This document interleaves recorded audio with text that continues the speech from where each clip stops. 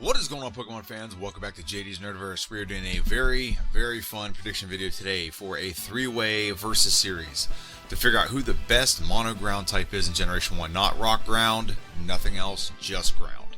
So that leaves us with three Pokemon, Dugtrio, Sandslash, and Marowak. We will be playing with the fully evolved forms. We're not going to evolve the Pokemon. We're going to start out right from the get-go with the most powerful version of these Pokemon. I'm going to go and go over the stats real quick. Before I get into that, the way I will be doing this is every Pokemon will start out with full IVs.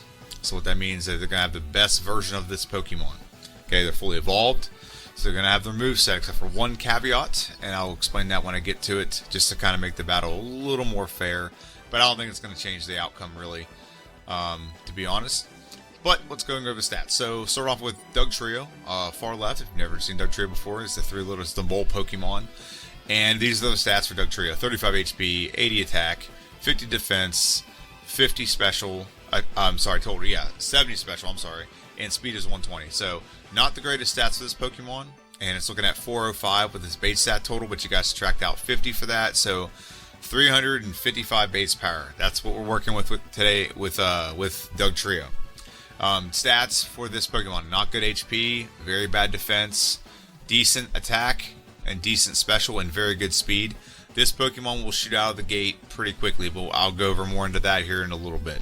The second Pokemon we're playing through as is Marowak. Marowak starts out with 60 HP, 80 attack, 110 defense. Special is only 50 with this Pokemon, and speed is 45. So this Pokemon is the slowest of the three, and to me that's going to be a big hindrance when I'm looking at the stats, and also its special is pretty bad, and you'll see why that's going to be a hindrance as well, because it kind of negates an advantage that Marowak has for sure. And then the last Pokemon is Sandslash.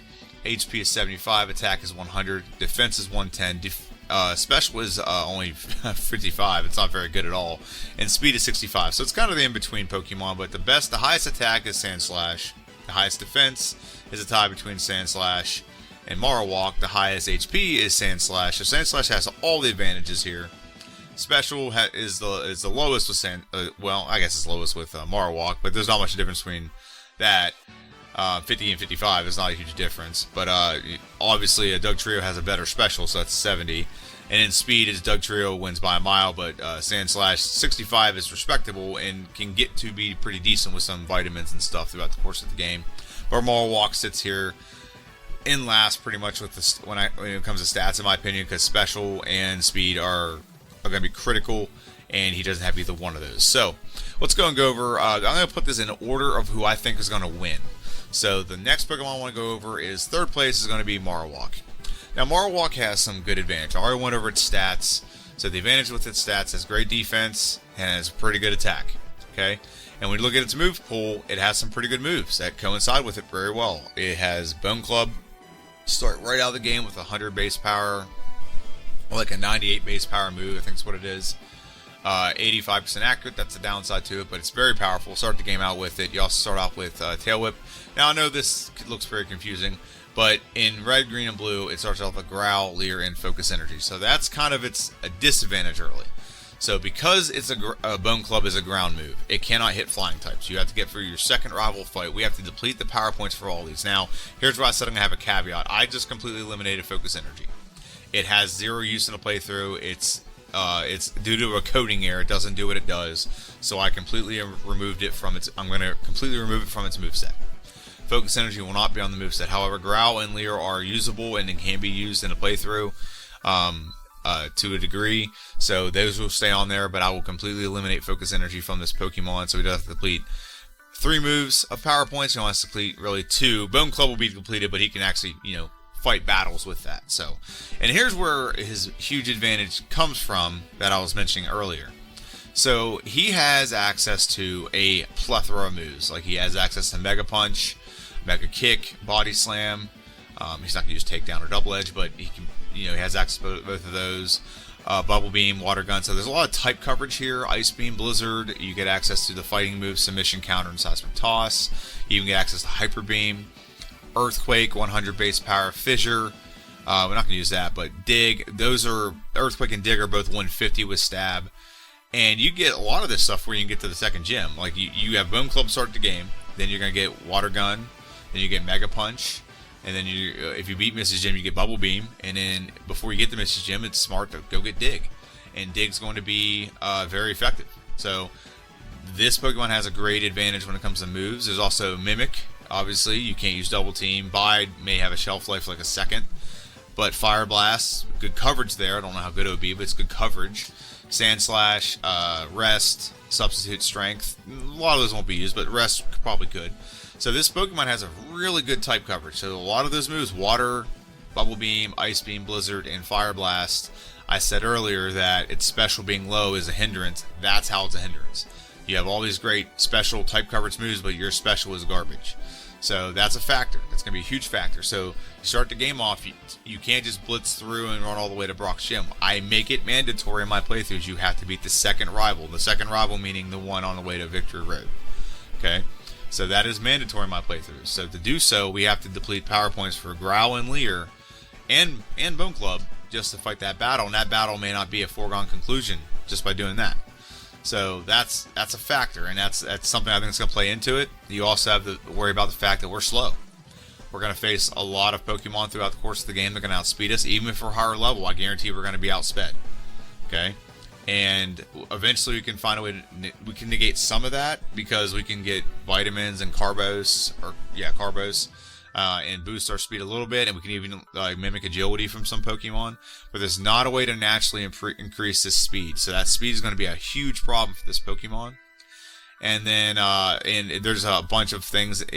All three of these Pokemon are going to face Venusaur, which means all three of them have to face Gyarados. And that's a huge disadvantage for this Pokemon. And the reason why is of all three of these, I'm very confident in this. I'm not going to double check because I'm going to find out here in a second. But I'm pretty sure this is the only one that can't learn Rock Slide. And Rock Slide negates completely your weakness to Gyarados. So I'm not 100% sure how I'm going to get through the game with this. It's going to have to be over leveled, and that's going to take time. And time is the enemy when it comes to a solo challenge, and especially in a speed run, and you're trying to compete for the best mono ground type in Generation 1. So that's a factor, and so we're going to have to go on to who I think will come in second, and I think the second and first place is going to be narrow. It's going to be narrow. It's going to be very close. So second, I think it's going to be Dugtrio. Going for Dugtrio, it starts out the gate really fast. It has Dig, which is a 100 base power, 100% accurate move, so it's 150 base power technically. It has a good attack, which coincides with Dig. It also has Scratch. So Scratch, if Marowak had Scratch, it would totally fix the problem it has early where it doesn't have to deplete power points and probably save it some time.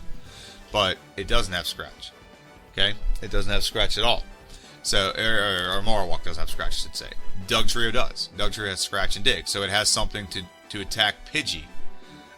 Whereas Marowak does not. So that's a huge advantage. And Dig is a very powerful move. And unless you come across some flying Pokemon, but like I said, we have Scratch. We're going to blitz through the early part of the game. It's going to go very fast, and we have great speed, so nothing will outspeed us. Eventually, we do level up. We don't have a broad moveset. That's the one downside of this Pokemon. It's one of the downsides. The low defense and low HP were basically a really fast glass cannon. So the moves that we get, we're going to eventually get Dig and Earthquake, and those are stab, and they're powerful. And then we get Slash as well to kind of be another physical move we can use. It critical hits a lot. So a lot of decent moves with this Pokemon. Not great, but decent. Now you look at the TM moveset on the right side. Not very broad. This is the smallest move pool for all three of these Pokemon. But it in a way that's good. It does kind of force you to play to one strategy and make sure you gotta kind of go like all in on that strategy. Okay? So, Body Slam is a move we can get on the SSN. This is shortly after Mrs. Gym. 85 base power, 100% accurate, goes well with our physical attack, so that'll work very well. Takedown, Double Edge, not going to use them. Double Edge, maybe, possibly. But if I'm going to go for Double Edge, I might as well get Hyper Beam. If I'm going to go all in on a very physical 100 base power plus move, I might as well just do Hyper Beam. But Hyper Beam's the same base power and does the same amount of damage as Earthquake. And it's way more effective. So, Rage not going to use, but Earthquake, the TM will get it as soon as we can. Dig and Earthquake, like I said, same power, just one takes one move, one takes two. Fissure, we're not going to use. We actually could because we're really fast, so it might not be a horrible strategy to use Fissure, but its accuracy is garbage, so I don't want to do that. But we do outspeed everything, so we can use it, unlike some other, like Marowak could not use Fissure. Mimic will help us hopefully find a badge boosting move or something for type coverage. Double Team can't use in the playthrough. Bide probably won't get used. Rest can be used. I don't know if it will be used with this Pokemon. Depends on how the Elite Four is going to go. And then Rock Slide is actually a huge advantage. Rock Slide will negate our disadvantage to Gyarados. Gyarados is a huge problem for ground types. Hydro Pump, it's like 90 base power, but it always seems like, or like I think it might be 80 base power. It's 80 or 90, I don't remember. But it's a not the greatest accuracy, but anytime Gyarados does it, it seems like it has 100% accuracy. And Rock Slide can one-shot him because it's weak to rock moves. So Substitute and Cut, not going to use. So not a very broad move pool. Like we're looking at Earthquake, Body Slam, and Rock Slide, and then maybe probably Mimic or Rest. Now Rest isn't going to do much because it'll heal us and get rid of the elements, but we have low HP, so that means we have 2 turns of sleep where the other Pokemon can knock us out. So it's not the greatest strategy for this Pokemon. Mimic's usually your best bet. Mimic, try to get the badge boost done, or put the Pokemon to sleep if it's Agatha, and then just use Earthquake. But you don't have to do that with Agatha. Earthquake will one-shot all of her ghost types. So this is Pokemon, like I said, not a broad move pool, but it really much so. There's a definitely strategy here we can implement. Okay, and then the Pokemon that's going to win the whole thing is Sandslash. So a lot of things are beneficial for Sandslash. Let's go and go over the benefits. The benefits is it has great attack and great defense. Okay, its speed is not great, but it's not horrible. It's manageable. You'll outspeed most things because we're all going to be higher level than most things. It's the way that solo playthroughs are designed. You do get a little bit over leveled. Okay, its move pool early is probably its biggest detriment. Starts off with Scratch and Sand Attack. You have to face Brock's Gym with just a physical damaging move that's normal. Not going to do too well, so this Pokemon probably needs to sprint to level 17 to get by Brock, and that's not even going to guarantee anything because Slash is still normal type, so it's not going to do a lot of damage. We also get Poison Sting, Swift, and Fury Swipe. So if we had to go off level up moves, well, we'd be screwed. However, we get a great TM moveset, and this is where the advantage comes to this Pokemon. It already has the best stats, so that's a big advantage there. Okay, already has the best stats. It's over 400 base power. None of the other two are over 400 base power, so this one is over 400 base power. It's got great attack, and a lot of moves we have are physical. Its low special is only going to be useful for defense. We don't have any special moves unless we mimic something. Okay, so but this move right here is why if I think if Dugtrio had this move, it'd be over. I think Dugtrio will win this by a mile. But if that might be a what if series, like what if Dugtrio had Swords Dance, that'd be very interesting to find out. But this Pokemon has Swords Dance. Swords Dance ups your attack stat by 2 stages and does the badge boost. So earlier I said the speed can be mitigated. This is one way it can be mitigated. As soon as you initiate Swords Dance will increase your speed by 12.5%. So very good, very useful. Not only that, it's going to increase your attack it's going to make your attack go through the roof. Okay, and then we also have access to Body Slam. That's our good physical move for things that Earthquake and Dig can't hit. We also get access to Takedown, Double Edge, and Hyper Beam. We're not going to use any of those. Seismic Toss and Submission. Seismic Toss could be used if we didn't get access to Dig shortly after it. Rage, Earthquake. Rage won't be used. Earthquake and Dig obviously will be used. Fissure can be used, but we're not going to with this Pokemon. I think Earthquake's just going to be enough, especially with Swords Dance. This move gets so powerful. This Pokemon gets so powerful with Swords Dance. It's such a hack when your Pokemon has access to Swords Dance. Okay, Mimic. We can use that, but we probably won't. We usually would use Swords Dance to mimic, or Mimic to mimic something to do like the badge boost, but we don't have to with Swords Dance. So Mimic probably won't be used, but could be. Double Team, Bide can't be used. Swift, maybe for a while would be used for a couple. Nah, actually no. We could get it via level up, but we don't need it at that point. We have Body Slam. There's no point in getting Swift. You have Body Slam. It's lesser attack. It is, less likely to miss, but Skull Bash, not going to use. Rest, probably not going to use with this Pokemon. Rock Slide, definitely going to use. This will negate like I said, the disadvantage we have against Gyarados, and there's multiple trainers in this game. You have to deal with Gyarados. Your rival alone gets Gyarados. In 4 of the battles you have him, he has Gyarados. So you need Rock Slide to negate that. You will get it immediately, so it's not like you gotta go battle without it. Body Slam could do the trick, but Rock Slide will definitely do the trick. And if you have Swords Dance, if you can just get off one Swords Dance where you have to face that, you'll be fine. You won't have to deal with the big problem. Now, the one downside to Rock Slide is 90% accurate, but you take that risk because it's better than not having it. Marowak's going to be a pain to get through because he has to rely on Body Slam or maybe Hyper Beam or something else to get by Gyarados. So yeah, Substitute, Cut, and Strength won't be used. So yeah, this Pokemon seems to me to be the one that's going to win. So I think he's going to obliterate. I don't think he's going to obliterate Dugtrio. I think Dugtrio, even though its stats are going to be bad in some areas, I think it does well enough that it can negate those stats by just being a fast glass cannon. So let's go back to the main slide, and I'll kind of give a prediction here. So of what every Pokemon will do. I think Sandslash will be the one to win, and he'll get it done in less than an hour, about 55 minutes. I don't see a way in which it doesn't happen that way. I can see him as early game being a little bit slow and having to play catch up, but I think he'll catch Dugtrio at some point. Dugtrio at some point is going to come across some Pokemon or some trainers where it's going to have to take a hit to do something. For example, we have a couple rival fights we have to face, and if you don't knock it out one hit, or if Rock Slide misses, you're going to have some resets. Okay, and you can't rely on the accuracy of Rock Slide or anything like that. It's just not going to happen. So I do see Dugtrio having some struggles in like the mid game, and maybe a little bit in the late game, but more or less in the mid game. Okay, we're going to get to the point where we're not fast enough. We're going to be fast enough for everything, but we're just not going to be powerful enough to knock out everything in one hit. And we don't have a way to badge boost till we beat the rival in Silphco. So that's going to be a hindrance. So right around there is where I feel we're going to have problems. I think all the gyms are going to be pretty easy. Brock's gym's going to be easy. Misty's gym's going to be pretty easy. We could possibly lose that, but as long as we outspeed and Dig in one shot, we're going to knock her gym out pretty easy. It might just have to be a couple levels higher just to make sure. But I don't see Lieutenant Surge is going to be super easy. I don't even think Erica's gym would be that hard. Because with as powerful Earthquake is, and we don't have to do Earthquake, we don't have to do her gym right away. We can wait until we're higher level to go face her. So, yeah, I don't think he's going to have issues there. I don't think he's going to have issues with Koga. I don't think he's going to have issues with Blaine. Maybe Blaine, but I don't think so. We're going to be pretty powerful. We just got to be able to withstand maybe a couple hits here and there. And then Sabrina's going to be a no-brainer. Any physical moves will knock out Sabrina pretty quickly. So the rivals is only a really big issue. Giovanni's not going to be an issue.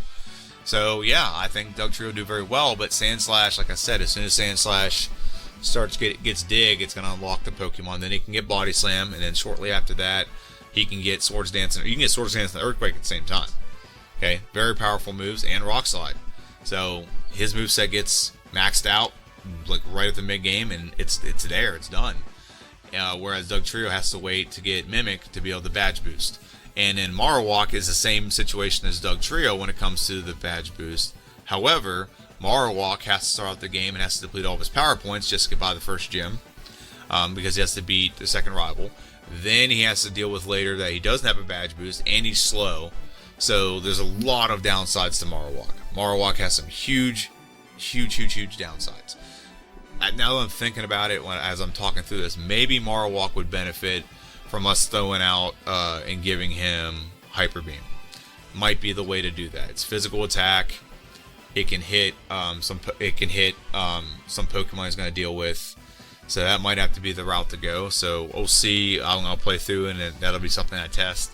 But now I think of it, that's the most powerful move he can learn, other than Earthquake and Dig. But those things can't hit. Gyarados. So we'll see.